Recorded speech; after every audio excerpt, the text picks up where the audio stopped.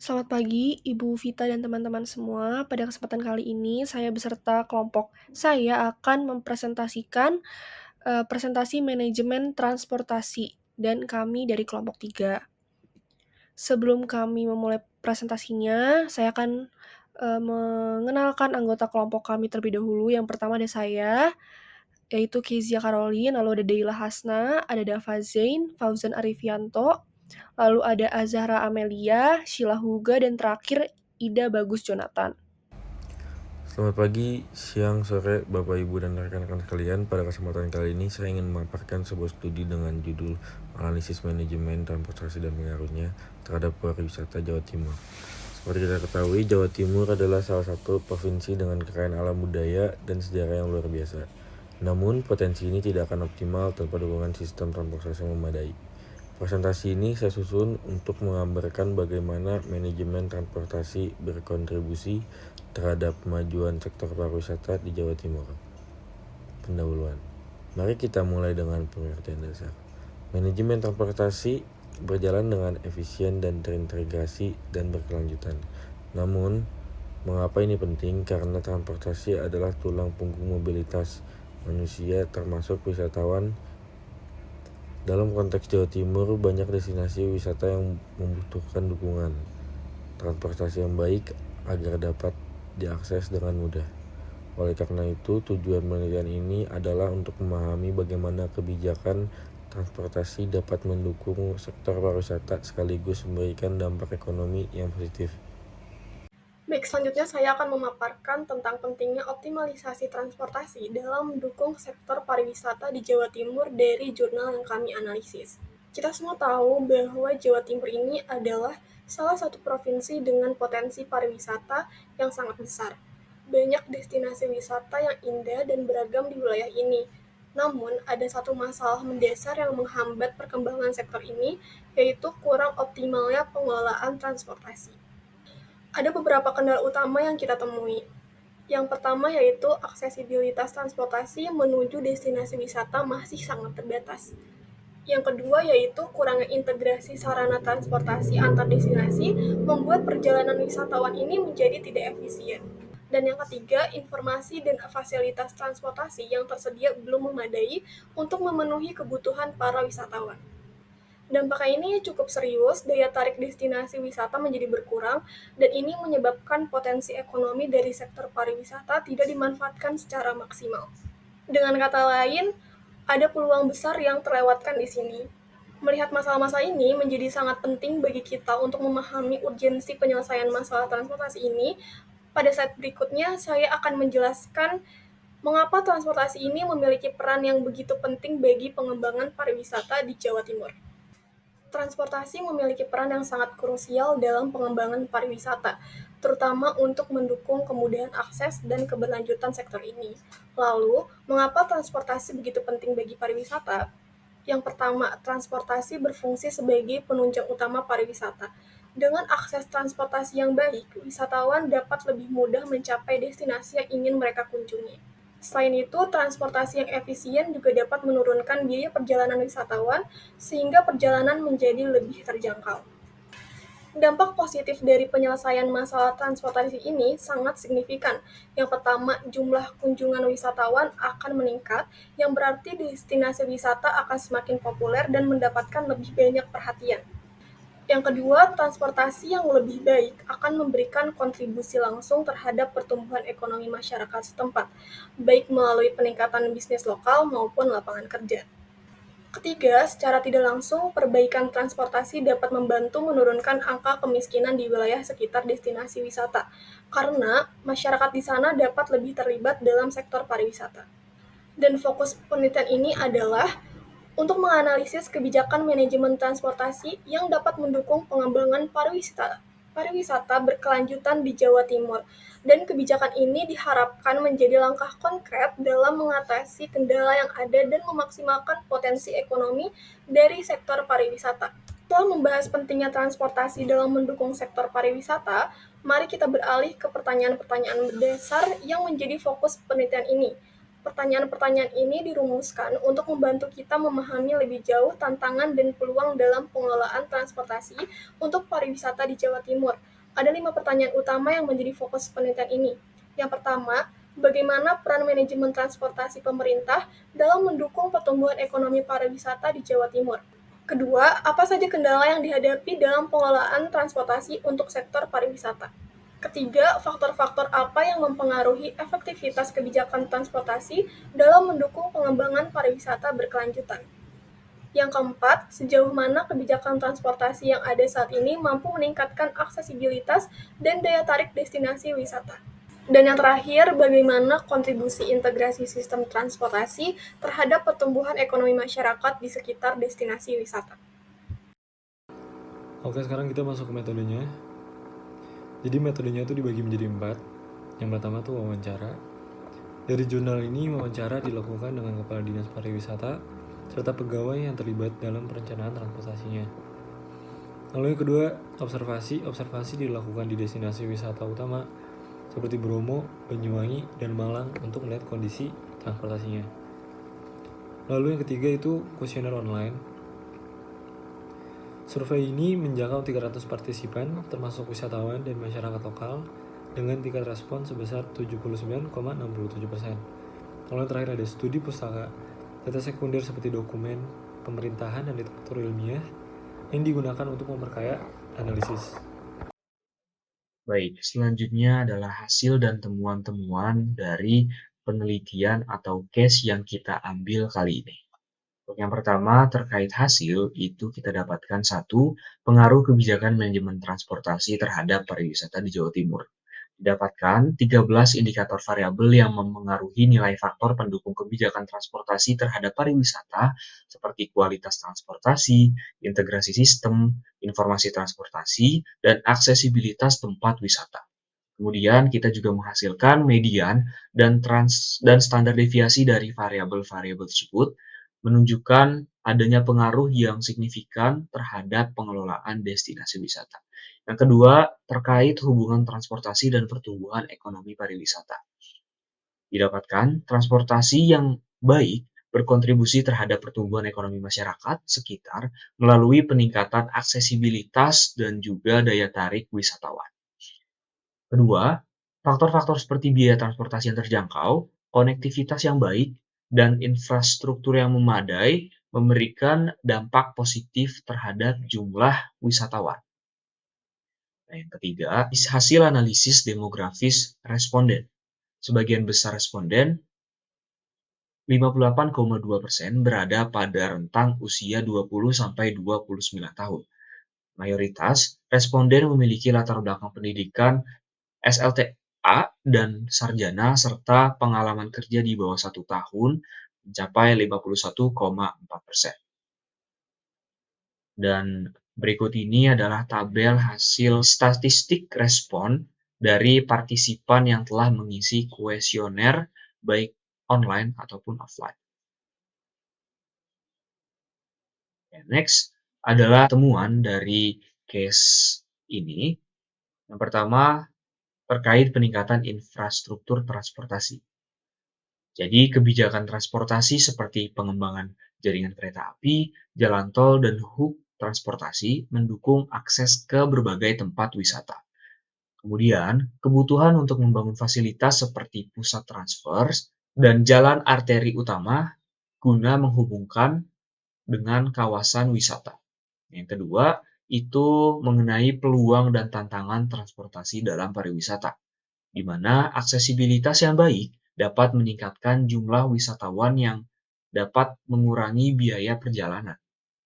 Untuk kendala utamanya adalah di kurangnya integrasi antar komponen transportasi dan fasilitas pendukung di sekitar destinasi wisata.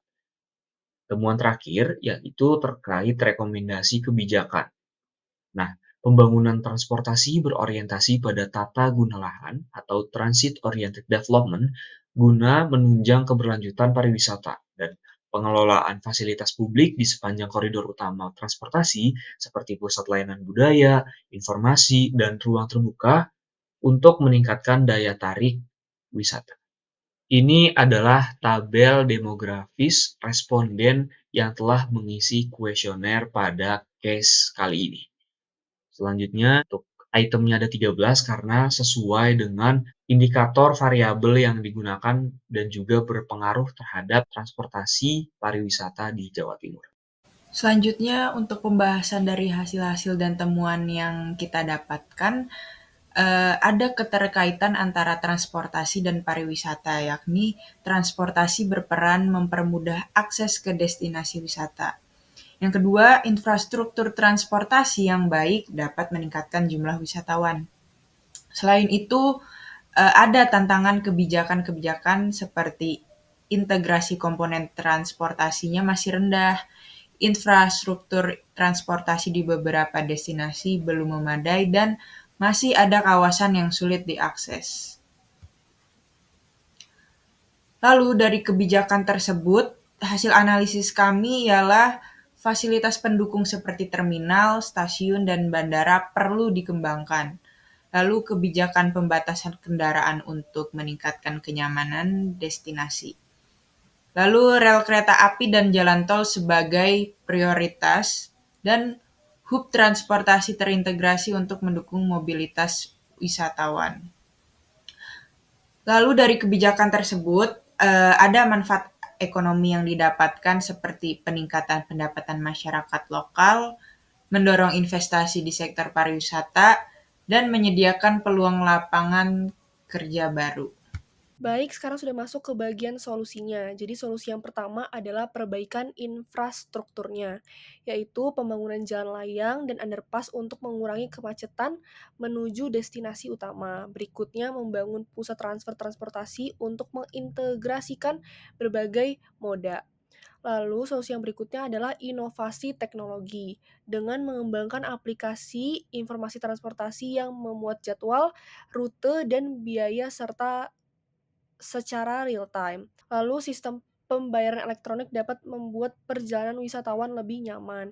Lalu solusi yang terakhir adalah pengelolaan berkelanjutan dengan pendekatan Transit Oriented Development atau TOD, di mana kawasan wisata dikembangkan berdasarkan transportasi umum dan fasilitas yang ramah lingkungan seperti kendaraan listrik dapat digunakan untuk menambah daya tarik.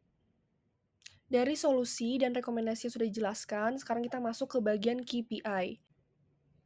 Baik, untuk bagian KPI itu dibagi menjadi beberapa kategori dan bagian. Nah, untuk bagian yang pertama itu infrastruktur transportasi.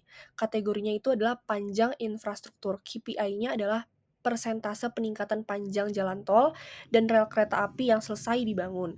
Targetnya adalah lebih dari 10% per tahun.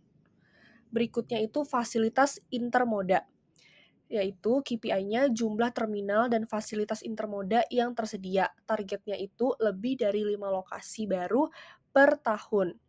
Selanjutnya untuk bagian aksesibilitas, yaitu waktu perjalanan. KPI-nya adalah waktu rata-rata perjalanan menuju destinasi wisata utama. Targetnya maksimal 30 menit per 50 kilometer. Berikutnya itu cakupan destinasi. KPI-nya adalah persentase destinasi wisata yang dapat diakses oleh transportasi umum. Targetnya adalah lebih dari 90%. Masuk ke kategori berikutnya itu adalah efisiensi dan ramah lingkungan,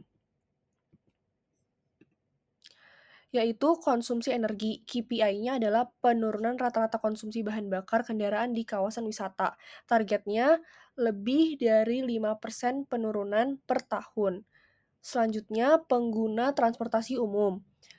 Targetnya KPI-nya jumlah pengguna transportasi umum di kawasan wisata. Targetnya lebih dari 20% peningkatan per tahun. Untuk kategori berikutnya adalah kenyamanan wisata, yaitu kepuasan wisata. KPI-nya skor kepuasan wisata terkait aksesibilitas transportasi. Targetnya lebih 4 dari 5 skala Likert. Selanjutnya, tingkat keluhan. KPI-nya penurunan tingkat keluhan terkait transportasi wisata. Targetnya maksimal 10% keluhan tahunan. Dan kategori terakhir itu di bagian dampak ekonomi. Jadi yaitu jumlah wisata. KPI-nya peningkatan jumlah wisatawan domestik dan internasional. Targetnya lebih dari 15% peningkatan per tahun. Dan yang terakhir itu kontribusi ekonomi.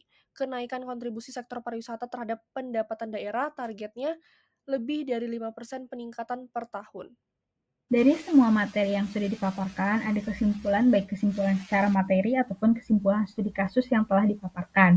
Yang pertama, kesimpulan secara materi, transportasi adalah komponen penting dalam rantai pasok yang menggabungkan lokasi produksi dengan konsumsi.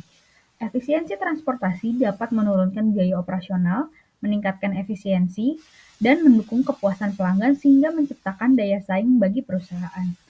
Desain jaringan transportasi seperti pengiriman langsung, milk runs, ataupun pusat distribusi dipilih berdasarkan kebutuhan efisiensi biaya dan kompleksitas koordinasi. Selanjutnya, infrastruktur seperti jalan, pelabuhan, dan bandara sering dikelola oleh pemerintah. Nah, penetapan biaya yang lebih efektif dibandingkan rata-rata mengurangi tingkat kemacetan. Selanjutnya, agregasi inventory mengurangi biaya inventory tetapi dapat meningkatkan biaya transportasi. Pemilihan strategi tergantung pada nilai produk, tingkat ketidakpastian permintaan, dan juga ukuran pesanan pelanggan. Dari kesimpulan materi tersebut, setiap moda transportasi memiliki kelebihan dan kekurangan. Yang pertama adalah transportasi udara seperti pesawat, itu karakteristiknya cepat dan cocok untuk nilai barang yang bernilai tinggi, tetapi harga yang mereka tawarkan cukup mahal karena cepat. Dan ada perlindungan untuk barang-barang juga yang bernilai tinggi. Selanjutnya adalah air dan rel seperti kapal feri dan kereta, itu cocok untuk pengiriman besar dengan biaya rendah, namun kelemahannya adalah waktu yang ditempuh dalam pengiriman tersebut cukup lama ketika sampai ke konsumen. Yang ketiga adalah truk, fleksibel untuk jarak pendek dan menengah seperti jarak antar kota atau antar pulau, itu masih bisa dicakup oleh truk. Selanjutnya ada pipeline, itu pengiriman khusus aliran besar produk seperti gas dan juga minyak. Dan yang terakhir adalah intermodal, yaitu kombinasi moda transportasi yang ideal untuk perdagangan global. Selanjutnya ada kesimpulan dari studi kasus.